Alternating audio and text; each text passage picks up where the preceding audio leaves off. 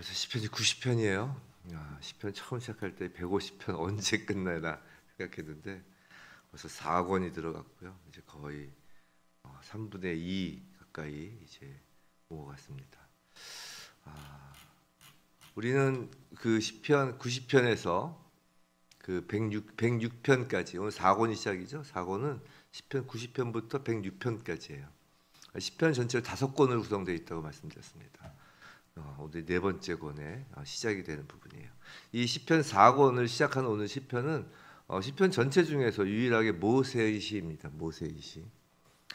그래서 쭉 읽어보시면 느끼셨겠지만 이 모세가 이 파란만장한 그 인생 여정을 다 거친 후에 이 체험적으로 경험적으로 깨달은 그 인생 진리를 하나님께 대한 어떤 신앙 고백, 기도, 찬양의 형식으로 이제 진술한 것이죠. 그래서 오늘 시편을 찬찬히 소리내서 읽으면 무언가 가슴에 울림이 있습니다. 한 절 한 절 시인의 그 고백 속에 저절로 우리가 고개를 끄덕이며 그렇지 맞아 같다라는 어떤 그런 생각을 갖게 하는 것이죠. 인간의 존재가 무엇인지를 생각하게 하는 것입니다. 사실 나이를 들어간다라는 건 그런 면에서 어떤 면에서는 좋은 것 같습니다. 저도 뭐 그렇게 나이가 많이 들지는 않았지만 점점 연세가 들어가시고 노인이 된다는 건 그런 면에서 인생을 이렇게 관조할 수 있고 또 인생 관조한 그 인생을 또 후손들에게 드런 얘기할 수 있는 어떤 그런 그게 그렇게 늙어가는 게 나이 들어가는 게 멋진 것 같아요. 나이 먹어서도 막 그냥 한 푼이라도 더 벌려고 하고 막 아둥바둥하고 자기 이름 좀 더 남겨보겠다고 막 하고 불쌍하죠. 그렇게 불쌍한 게 인생이라는 거예요. 그렇게 불쌍한 게. 근데 우리가 인간의 존재가 무엇인지 인간의 존재를 노래하기 전에 알아야 할 것은 그 전에 하나님이 누구시고 하나님과 인간의 관계가 어떤 관계인지를 알아야 인간의 존재를 제대로 인식할 수 있다는 것이에요. 그래서 시인은 그렇게 오늘의 시를 시작하는 것입니다. 하나님이 누구시고 하나님과 우리의 관계가 어떤 관계인지를 먼저 노래하는 것이에요. 인간은 인간 자체로만으로는 사실 정의 내어질 수가 없습니다. 피조물이잖아요. 그렇기 때문에 하나님 앞에서만 올바로 인간에 대한 성찰이 가능한 것이에요. 그래서 먼저 시인은 1절을 보시면 주여라고 시작합니다. 주라고 불러요. 그럼 하나님을 주, 히브리어는 여기서 아도나이 이렇게 부르는 겁니다. 아도나이, 엘로힘도 아니고요, 야훼도 아니고 아도나이 주라고 불러요. 그럼 당연히 인간이 뭐죠? 그럼 종이라는 거예요. 종. 하나님께서 인간의 주이고, 그러니까 하나님은 인간의 주님이 되시는 것이고, 인간이 하나님의 종이다라는 관계 속에서 1절 뭐라고요? 우리의 거처가 되셨나이다. 주는 우리의 거처가 되셨나이다. 즉 무슨 말이냐면 하나님이 주인이시고 우리가 종이라는 그 관계 속에서 하나님께서 우리의 거처가 된다라는 것이에요. 본래 인간의 거처는 하나님과 함께하는 그 에덴 동산이었잖아요. 그리고 하나님께서 인간에게 다스려라 라고 통치권을 위임하시잖아요. 즉 주종의 관계에서 에덴 동산에서 피조 세계를 통치하는 통치권을 위임받은 게 바로 인간이었던 것이에요. 하나님과 거처하는 존재였던 것이죠. 창조주 하나님은 2절을 보시면 영원부터 영원까지 계신 분이에요. 인간은 그에 비하면 유한한 존재죠. 근데 영원하신 하나님이 유한한 인간과 관계를 맺으신다는 거예요. 관계를. 우리가 보통 하나님이 인격적이시다라는 말을 많이 들어요. 하나님은 인격적이시다. 인격적인 하나님. 하나님을 인격적으로 만나셨습니까? 우리와 같이 하나님 뭐 달려가서 만난 것처럼 이렇게 생각하는데 하나님이 인격적이시다라는 뜻이 뭐냐면 하나님이 우리와 관계를 맺으신다라는 뜻이에요. 하나님은 홀로 존재하시는 분이지만 결코 홀로 존재하시기를 원치 않고 인간과 관계를 맺으시길 원하시는 분이라는 것이죠. 그게 인격적인 하나님이에요. 그래서 영원부터 영원까지, 즉 영원하신 하나님이, 왜냐하면 시간을 창조하신 분이기 때문에 여기서 영원은 시간을 뛰어넘는 개념에서의 영원이에요. 하나님께서 시간을 창조하셨잖아요. 그러니까 시간에 얽매이지 않는 하나님인 것이죠. 그 시간에 얽매이지 않는 하나님, 그 영원의 하나님이 그 영원의 자리에서 유한의 자리로 오심으로 관계를 맺으시는 거예요. 하나님은 영원하신 분이기 때문에 유한한 인간과 관계를 맺기 위하여 그 유한의 자리로 내려오셨다는 것이에요. 왜요? 하나님께서 사랑이시기 때문이시죠. 성경은 하나님의 그 사랑을 끊임없이 우리에게 알려주는 것입니다. 성경이 그걸 알려주려는 책이에요. 영원하신 하나님이 유한한 나의 삶에 개입하시고 영원하신 하나님이 유한한 세상 역사의 시간 속으로 들어오시는 것을 성경은 이야기하고 있는 것이에요. 근데 여기서 우리가 종이라고 하니까 세상에서 말하는 막 천한 종, 막 핍박받는 종 이렇게 생각하면 안 됩니다. 여기서의 종은 그런 신분이 아니에요. 하나님께서 사랑하시는 종입니다. 하나님의 통치권을 위임받은 종이에요. 영원하신 하나님이 종의 시간 속으로 들어오셔서 하나님의 영혼을 누리게끔 처소를 마련하여 주셨던 것이에요. 그래서 예수께서 종의 형체를 입고 오셨다고 하잖아요. 아담에게는 에덴 동산을 주셨고 우리에겐 바로 그 예수 그리스도를 주신 것입니다. 예수 안이 우리의 거처가 된 것이고 그 안에서 하나님과 관계를 맺고 하나님의 영혼을 우리는 누리는 것이에요. 근데 3절부터는 그게 1절, 2절의 얘기예요.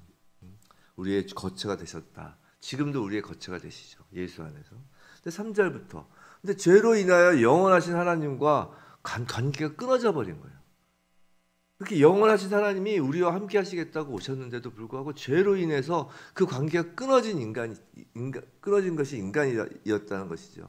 그래서 결국 3절부터 10절까지의 인생을 이제 누구나 경험하게 되었다는 것이에요. 다시 한번 천천히 읽어볼까요? 인생에 무슨 설명이 필요한가요? 사실 3절부터 10절까지는 어떤 설명이 필요한 구절이 아니죠. 시인의 이 노래가 인간의 노래이고 우리의 삶이에요. 한 절 한 절 읽어보면 아 그렇다라고 고백할 수밖에 없을 것이라는 것입니다. 다시 한번 보면 주께서 사람을 티끌로 돌아가게 하시고 우리는 티끌로 돌아가죠. 먼지로 돌아간다는 거예요. 먼지로. 원래 아담을 처음 만들 때 흙으로 빚으셨다고 그랬던 그 흙이란 단어가 먼지란 단어예요. 먼지로. 먼지로 만드셔서 먼지로 돌아가는 그 존재예요. 그 티끌로 돌아가게 하시고 말씀하시지 너희 인생도 돌아가라. 예, 그 티끌로 돌아가라는 거지. 아, 그렇죠. 주의 목전에선 천년이 지나간 어제 같으며 밤의 한순간 같을 뿐이니이다. 이게 바로 천년이 하루 같은 거죠. 우리 인생이 정말 그 영원하신 하나님 앞에서는 천년의 하루도 많은 거예요. 정말 찰나의 순간이잖아요. 우리를 홍수처럼 쓸어가시죠. 잠깐 자는 것 같은 것입니다. 인생이라는 것이. 푸른 아침에 꽃이 피어 자라다가 저녁에는 시들어 마르나이다. 근데 우리는 주의 노에 소멸되며 주의 분내심에 놀라나요? 왜 우리가 죄로 인하여 끊어져서 이렇게 된 것이잖아요. 죄에 대한 주의 그 노와 분내심을 우리는 알아야 되는 것이에요. 주께서 우리의 죄악을 주의 앞에 놓으시며 우리의 은밀한 죄를 주의 얼굴빛 가운데 두셨나이다. 주 앞에서 정말 그 하나님 앞에서 감추어질 죄가 하나도 없죠. 우리의 모든 날이 주의 분노 중에 지나가며 우리의 평생이 순식간에 다합니다. 순식간에 다합니다. 우리의 연수가 70이요. 10절은 유명한 말씀이죠. 우리의 연수가 70이요. 강건하면 80이라도 그 연수의 자랑은 수고와 슬픔뿐이요. 신속히 가니 우리가 날아가나이다. 날아간다는 거예요. 우리의 삶은 수고와 슬픔뿐이라는 것이에요. 아무리 내가 장수한다고 자랑해봐야 수고와 슬픔뿐인 것이죠. 신속히 날아간다고 해요. 얼마 전에 엊그저께 제가 옛날에 같이 교회를 다녔던 제가 제자훈련 했을 때 같은 그 집사님을 만났는데 점심을 같이 했는데 그분이 그런 얘기를 하더라고요. 도대체 아직도 하나님께서 왜 이 땅에 이렇게 고난을 남겨놓으셨는지 전쟁, 우크라이나 전쟁 같은 그런 상황 왜 남겨놓으셨는지 그 아이들의 죽음 그 억울한 죽음 막 그런 것을 얘기를 해서 그런 얘기를 나눈 적이 있어요. 이 땅은 어차피 수고와 슬픔뿐이다. 죽음이 축복으로 가는 문 아니냐. 그런 얘기를 한 적이 있어요. 하여튼 인생은 다 이런 것입니다. 그런데 인간은 자신이 왜 죽어야 하는지 그 이유를 모른다는 거예요. 아니 더 솔직히 말해서 정확히 말하면 죽음을 받아들이지 못한다는 것이에요. 그 11절 말씀이 그거예요. 누가 주의 노여움의 능력을 알며 누가 주의 진노의 두려움을 알리까? 라고 시인은 노래한다는 것이에요. 아무도 모른다는 것이에요. 주의 노여움, 주의 진노를 모른다는 것이에요. 그 죄에 대한 주의 노여움, 주의 진노를 모르기 때문에 자신이 그 죄로 인하여 소멸될 것임을 받아들이지 못한다는 것이에요. 그래서 불멸을 꿈꾸고 인간은 불멸을 추구합니다. 그래서 불로초도 찾아다니고 역사책에 이름을 남기려고도 하고 왜 죽냐고 아각거리기도 하고 그런 것이에요. 거기에 더해서 그 자기 동상 세우고 자기 이름을 딴 기념관도 지우고 이게 다 뭐예요? 이게 불멸을 꿈꾸는 거예요, 이게. 그래서 제가 그러잖아요. 그 속담 중에 정말 기독교인에게 안 어울리는 속담. 호랑이는 죽어서 가죽을 남겨. 이건 맞아요. 호랑이는 죽어서 가죽을 남겨요. 사람은 죽어서 이름을 남긴다. 이름 안 남겨요. 이름 남기는 게 뭐 있어요? 우린 다 같은 이름이라고 그랬잖아요. 그리스도인, 성도. 무슨 자기 이름을 남기겠다고. 그게 불멸을 꿈꾸는 자의 모습인 거예요. 어리석음이죠. 한번 생각해 보세요. 과연 인간은 죽음을 의식하며 살고 있을까요? 죽음을 의식하며 살고 계세요? 물론 인간은 누구나 자신이 언젠가 죽는다는 것은 알아요. 그죠? 내가 언젠가 죽는다는 걸 부정하는 사람은 없어요.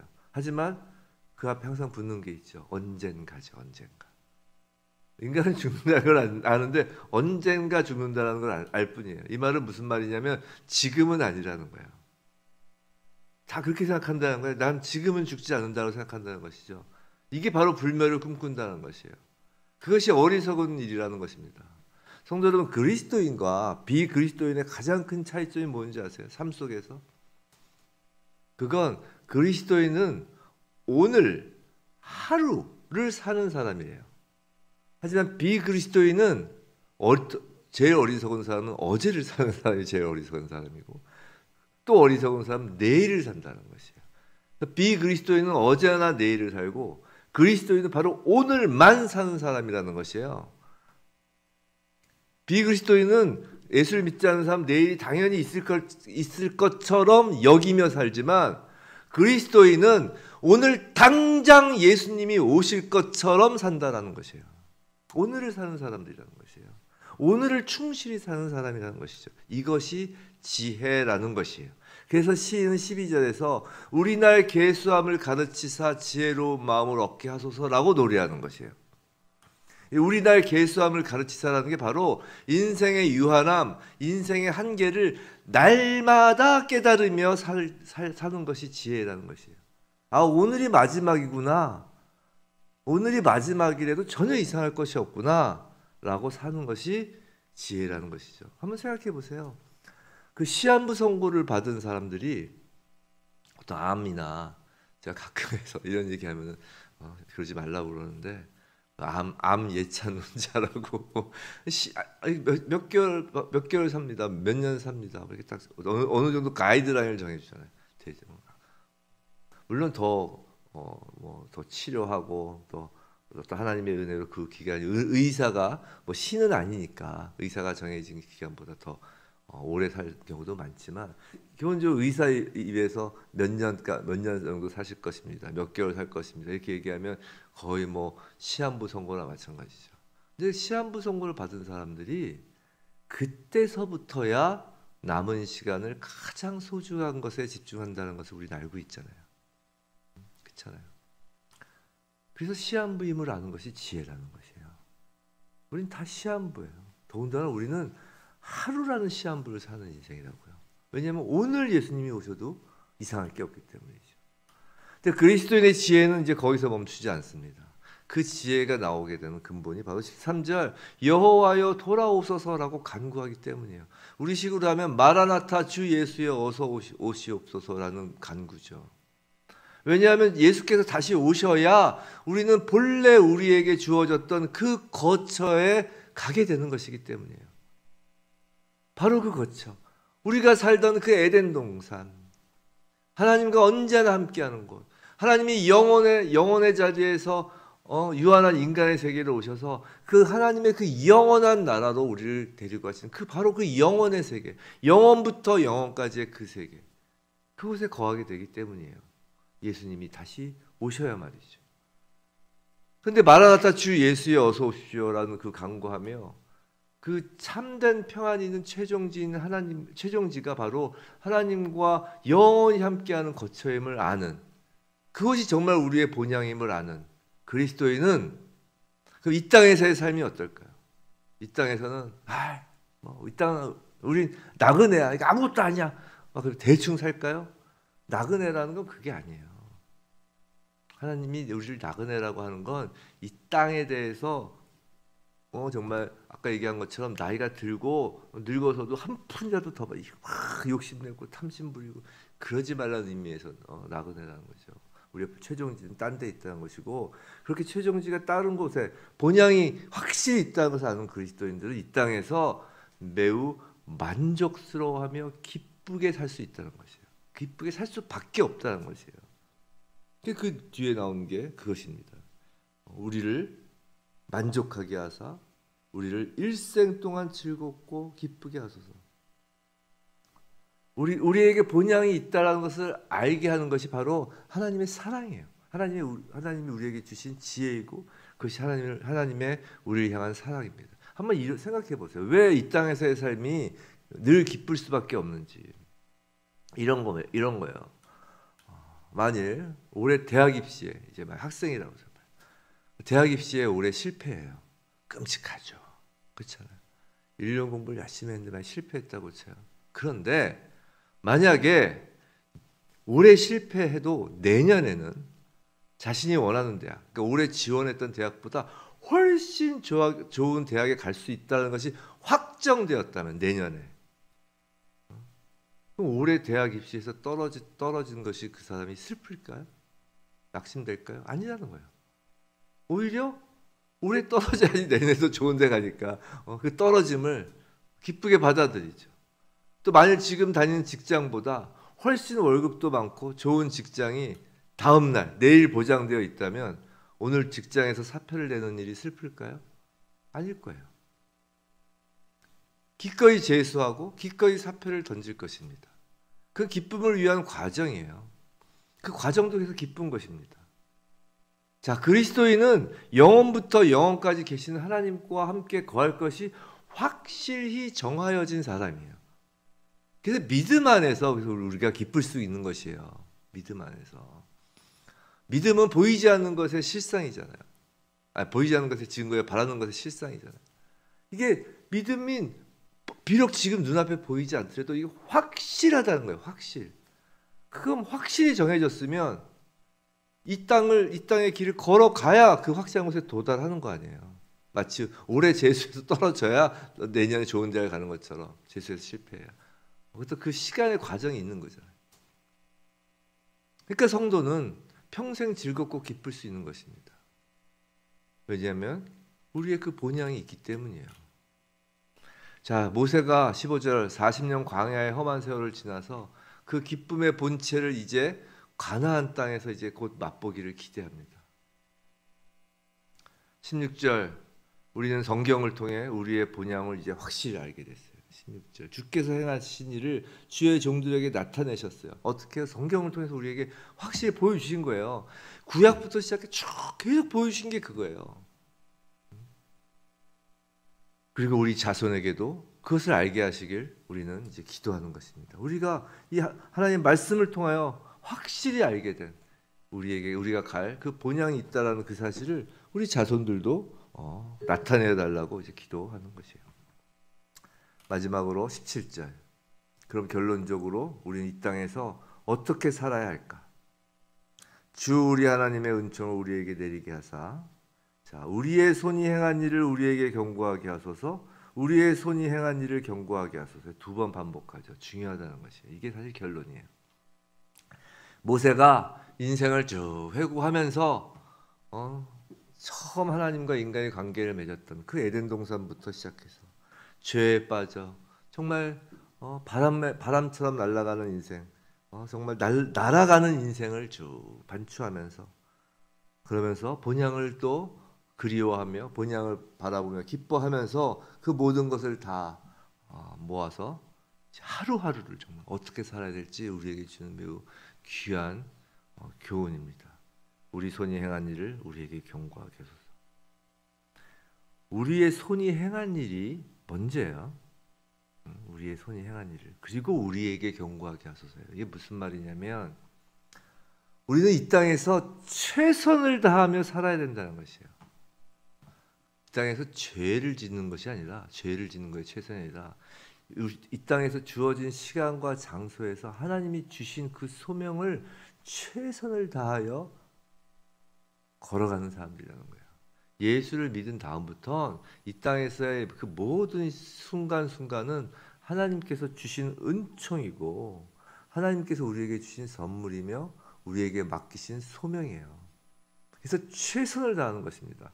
우리는 가끔 기도에 대해서 잘못 생각하는 게, 기도를 마치 최선을 다하지 않은 사람들이 그 자신들이 최선을 다하지 못한 부분을 하나님의 능력으로 메꾸기 위한, 어떤 건 뭐 0.2% 부족한 것을 메꾸는, 그것의 일종의 방편으로 보는 경향이 있는데 절대 그렇지 않다는 것이에요. 하나님을 향한 기도는 우리의 부족함을 메꾸는 역할이 아니라고요. 신실한 성도는 하나님이 누구신지 제대로 알고 하나님의 은총을 제대로 깨달은 성도는 최선의 노력을 다하지 않으면서 그저 하나님께서 합력하여 선을 이루어 달라고 기도하지 않는다는 것이에요. 최선을 못해서가 아니라 최선을 다하였기 때문에 기도한다는 것이에요. 성도의 최선은 성도의 교만함을 이야기하는 것이 아니에요.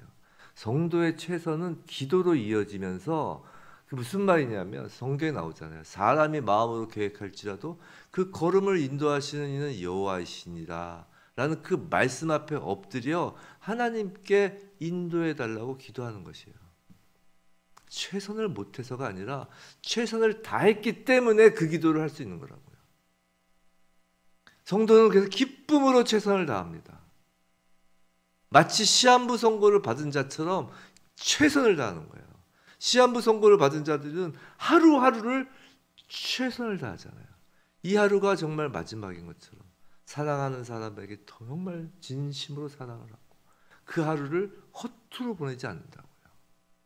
그게 성도, 진정한 성도, 신실한 성도의 하루의 삶이고 이 땅에서의 인생인 거예요. 부디 천국 본향을 향해 가는 그 인생 속에서 늘 기뻐하며 정말 소중한 일에 최선을 다하며 하나님의 인도하심을 간구하는 그 그리스도인, 그 모세가 말하는 그 그리스도인이 바로 우리 모두의 인생, 우리 모두이길 주님의 이름으로 축원합니다.